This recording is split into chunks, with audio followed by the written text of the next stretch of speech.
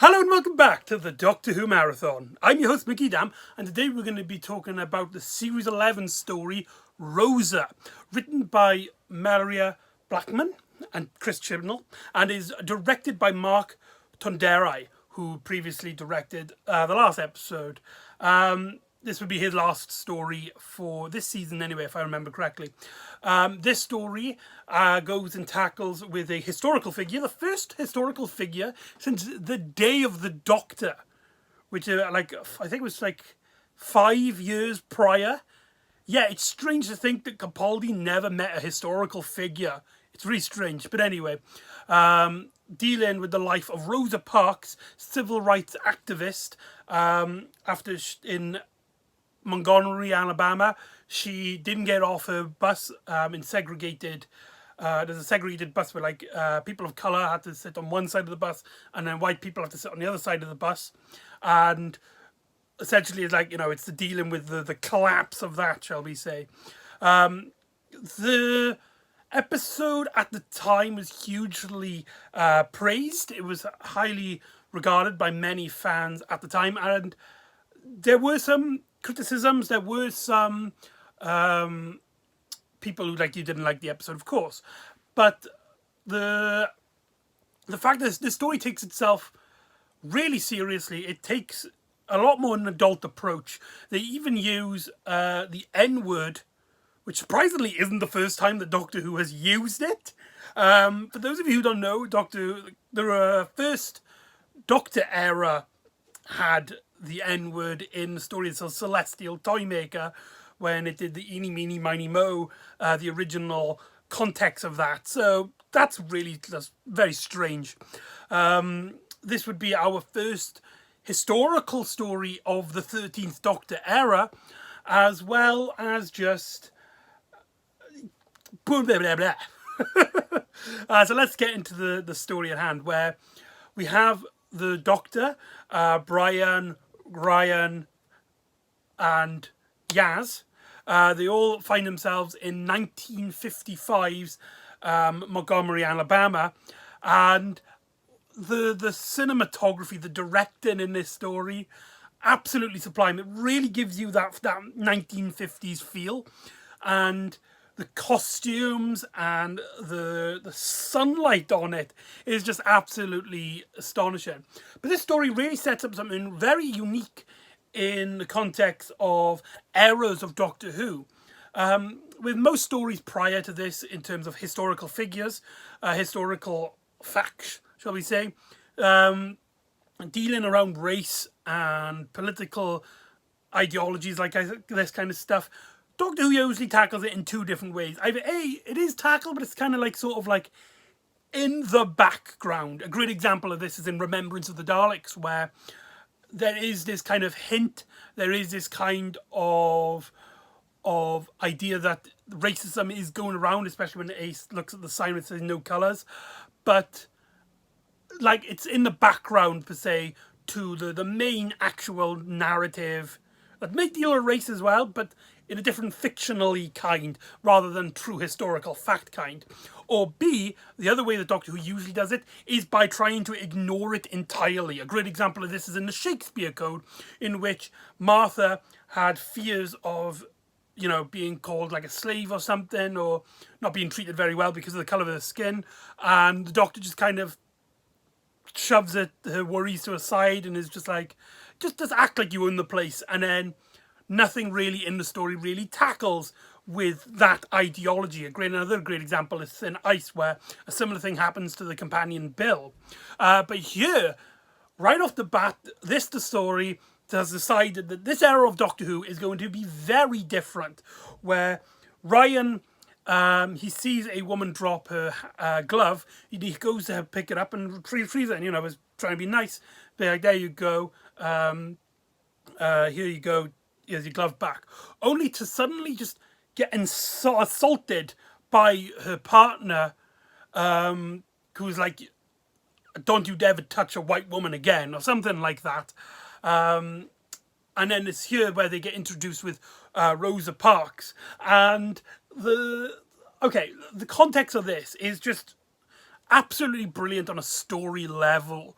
The the idea that like our companions, just by being the color of their skin, makes them kind of a vulnerable aspect of the TARDIS team, and our characters at one point they have to literally hide from the cops, and it makes this environment very unfriendly to our companions, which is much more would have been realistic if time travelers with this background, this colors, would go into the past and go into that area in time.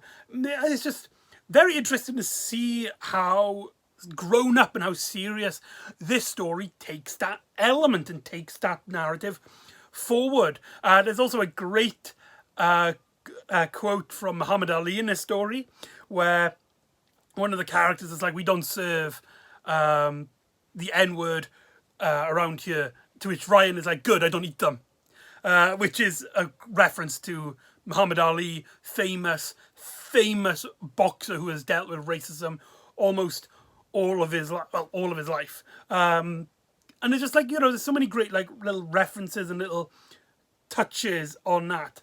And what I really like about this story is that there is a villain in this story. There is a there's a sci-fi villain making this story a pseudo-historical, which is a norm of Doctor Who at this time in the revived era, where you take a historical fact, a historical setting, a historical moment in time, and you add sci-fi elements to try and make it much more sci-fi and fun and stuff. But that's not really the main focus. That's not really the main grudge of the episode, even though it is a big part of it. The main grudge, the main enemy, shall we say, is the environment around them. A great scene where they basically have to like hide in a hotel, to which this is the scene I was on about. They get a knock on the door by the cops, to which the Doctor and Brian pretend to be a couple, pitching a idea of the iPhone. I know a lot of people didn't find that scene funny. I personally loved it. And Ryan and Yaz have to basically hide behind the bins. And it leads into a great scene between the two characters when they're talking about like how nothing has really changed and a lot have changed.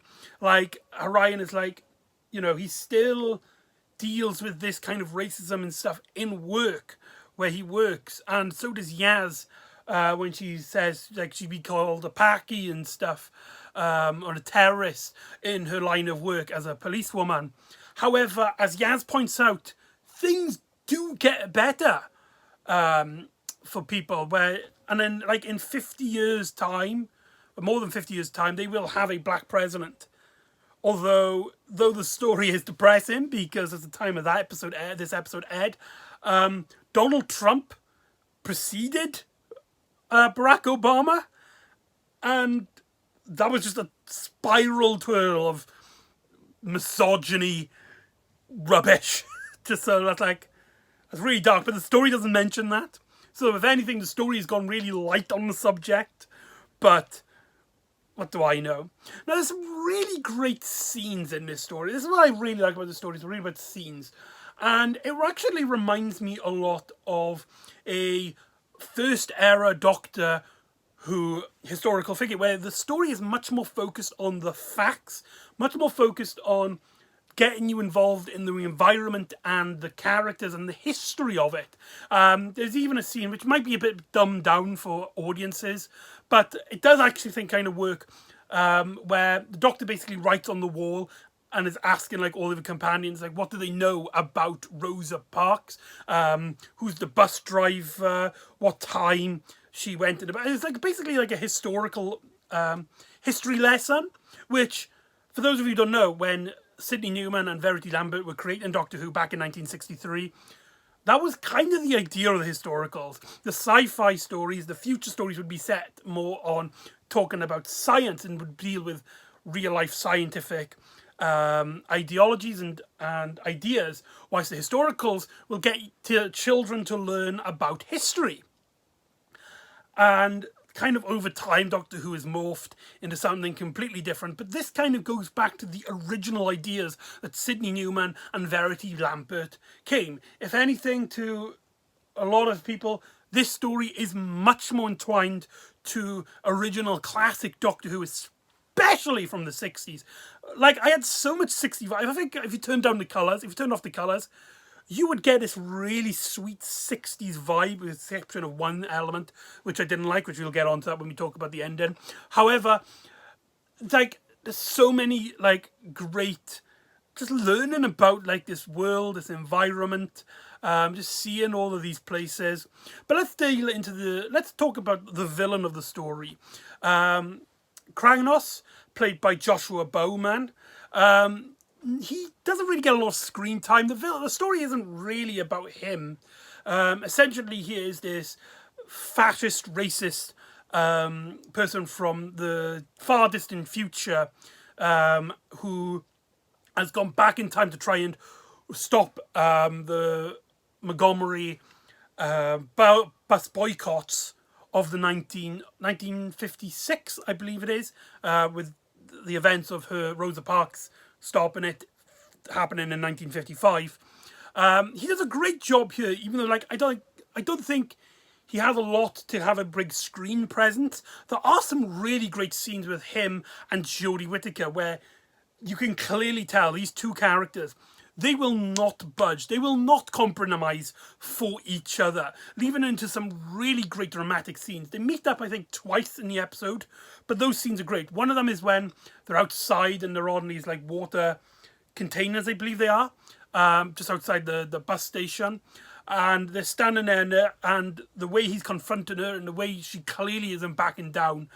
Like, you see Jodie Whittaker dealing with her much more serious, much more darker sides of her doctor. She does still have some quirky moments here and there when around her companions, and she has these, like, light-hearted jabs at these other characters around, and is being all quirky and lovable in front of her companions. But then this leads into our second encounter with Kranos and the 13th Doctor, where she basically goes to his hideout all alone, and she just absolutely wails on him that she basically has all the cards in her hand at this moment. She realizes that the reason he hasn't, like, killed him yet is because he can't. Because of the prison he went to in the far distant future, Storm Cage, which is a reference to River Song. He has an implant in his head which makes him unable to kill or hurt anybody. And when she knows this, and she pushes it, and she takes his tools, throws on the floor and stamps on it, he strangles her, and he's clearly in pain because of this implant in her. And the 13th Doctor, the Doctor, is just smiling, just enjoying the fact that this racist, this disgusting excuse of a human being is having so much pain put upon him. And, like, it really does show, like, Jodie Whittaker has it in her to have these darker elements, and she does have these darker elements, despite what some fans may say about her series, and particularly Series 11. However, scenes like this prove these people wrong. She has so many great scenes like this, but in this story, this one in particular stands out, and it's probably one of my favourite scenes of the 13th Doctor. Absolutely love it. And essentially, there's some other great scenes here. Let's talk about Rosa. Rosa here is played by Bethany Robinson, who had previously played a character in 42, which was also written by Chris Chibnall. How strange that works. I believe she's the other detective from Sherlock. I could be wrong on that, but I'm pretty sure she is. And she, it's completely different material to what she was previously working in Doctor Who, where she was kind of like a minor character in a sci-fi story. She's basically the prominent figure, and she's put on this American accent, and she is absolutely phenomenal. You see clips of Rosa Parks in real life, and you see her, and they're indistinguishable. It's absolutely perfect casting, and she brings out so much heart and this love and this warmth, thanks to the script and by her performance. One scene I really love is essentially Ryan has gone to track her down to try and keep her safe, and trying to find out what her plan is for tomorrow in case Kranos has changed anything to try and stop the boycotts. And she basically realizes that he's following her, and like the kind of bossy, but also this very polite woman, where like she insists on people calling her ma'am, yes, mom, that kind of like politeness thing, and but she, she really has this kind of hard personality towards her where she won't back down. She has this kind of tough demeanor about her, which leads into some really great scenes with Ryan. Ryan in here, actually, I forgot until I rewatched this story for this marathon how many great Ryan moments in here. And my favorite is when he goes to her house. He meets her husband. He meets someone else. I can't remember who he is, and he also meets Martha Luther King Jr. And his like reaction, like he knows who he is. He is a massive historical figure. Like, I have a dream. He just can't like pull past it. And he's like, my nan absolutely loves you. My nan, passed away recently, but like, and he's constantly like, you can see it in like Toshin Coyle's face, and like he's absolutely baffled by this. And so like really great scenes. There's that other scene as well of the bus behind the bin, sorry, where him and Yaz are talking. Really great, great moments here, and as well, like the just the demeanor, just something about Ryan in this story I just really do love. He gets to take down the bad guy when the doctor and the crew are getting into their plans and trying to basically get the boycotts to happen, which is really messed up if you think about it. But like, it's Doctor Who. You can't rewrite history, not one line. And this is an important historical fact. It's a sad, tragic moment, but the characters kind of have to make it happen, and basically have to ruin Rosa Parks' life. And Ryan, like, he basically has to come up to this bit trying to keep all the buses going. He tries to let people know about the buses are actually arriving because Kranos put signs out saying like buses have been cancelled, only for like nobody to really listen to him, or at least no elderly people are not listening to him anyway. And then he confronts Kranos, and he uses his own time machine to shoot him back into the distant past, probably in the Jurassic period. And his like absolute enjoyment is like, yeah, well done, Ryan. Thank you very much. I love. There's so much great Ryan scenes here. Brian, played by Bradley Walsh, he gets some really great fun moments. There's like you can clearly see like in his scenes like he really is disgusted by this period, and like he is kind of got the prejudice against him as well when he can tell everybody that Ryan is his grandson. But he also has this like enjoyment about it. He's enjoying the 1950s element, although he does struggle that they can't find food, and as well there's just an enjoyment of him just giving it to the racists and stuff. There's a great bit where they gotta basically meet up with the bus driver in a lake, because Kranos has basically changed his plan so that he will go to the lake and go fishing instead of working on that day.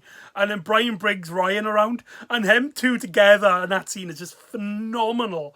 There's a great scene with Brian, which is at the end, which I'll talk about later.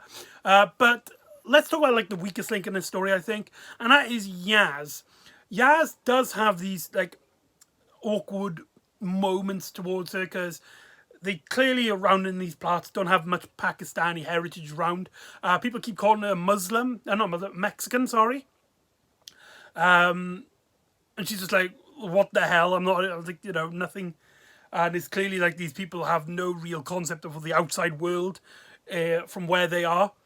And, it does lead to some interesting and like some moments, like I said, with the bin with Ryan.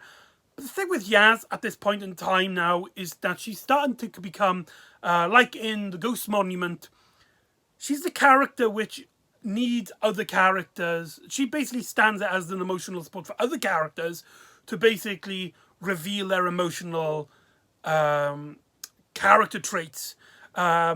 like there's scenes where she's talking to Rosa and she's basically there like interrogating her in a like a nice like friendly way, but like she's basically used majority in the story to get other characters to emotionally get invested in the story rather than like her herself.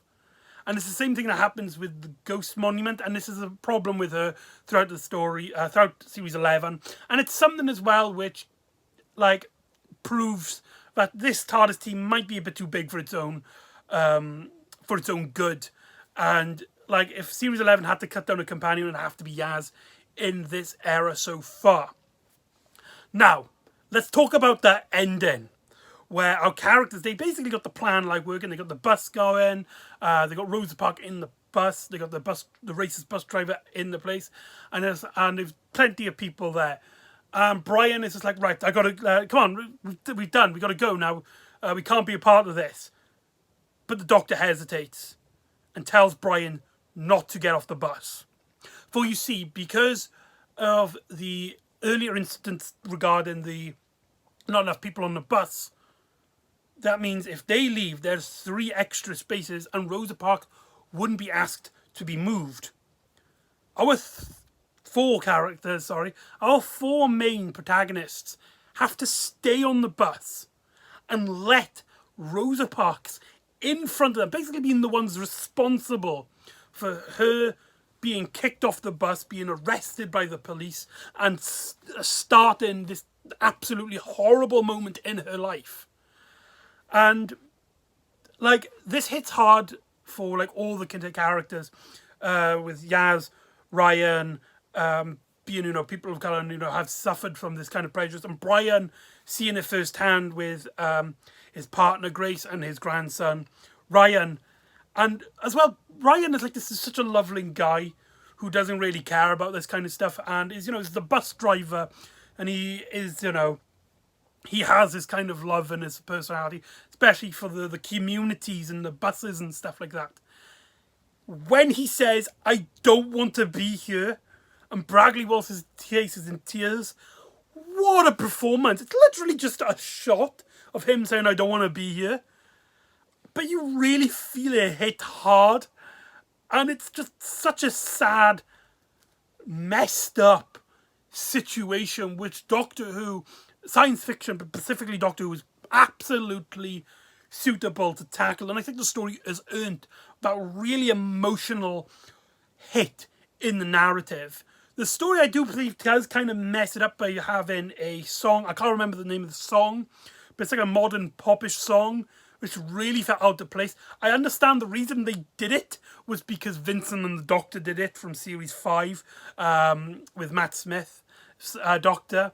And it's kind of a reference to that. Didn't feel like it worked. It did take me out of the episode. However, the ending where the Doctor basically explains to the characters what happened to Rosa Parks later. And then there's this beautiful score. The music, Sagan Axonola's music, is absolutely astonishing when she opens the door into the far distant future and they look at an asteroid that's named after Rosa Parks. And showing, like, you know, her legacy. She has suffered this miserable moment in her life which affected her, like, her for like her entire living life.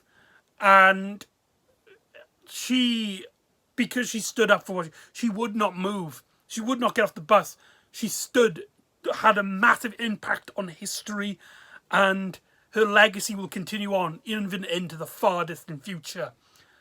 And that is Rosa. Overall, the more I watch it, the more I absolutely love this story.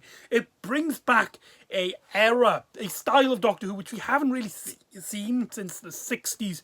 And though we have had episodes like this, like here and there, it hasn't been tackled like this in a while. And plus, this would be a precedent for other stories in the 13th Doctor era, where it's much more... the historical figures, the historical stories are a bit more meaty and gritty compared to their sci-fi counterparts, and be much more prominent. This would be a great jumping on point for 13th Doctor if you are interested. I highly recommend this story. Sure, the villain here isn't like a very important thing, and I think that might turn off a lot of people. Though the concept of him still does work within the narrative of the story, in that you don't just end racism. Racism will continue out even into the far distant future, but it's up to us. It's up to people who are good and like well-hearted to fight that prejudice. Like that idea gets across you easily, and have dealing with two of the 13th Doctor's best scenes. I think is really worth it. That music I said at the end of the story really does take me out. However, apart from them two elements, this story is really, really good and highly recommended. So anyway, that's Rosa. So join me next time where the Doctor finally gets her companions back home. However, there's a conspiracy dealing with a Donald Trump styled character and giant insects roaming around Sheffield. So join me next time for the arachnids in the UK. And I'll see you next time on the Doctor Who Marathon. Ta-ra!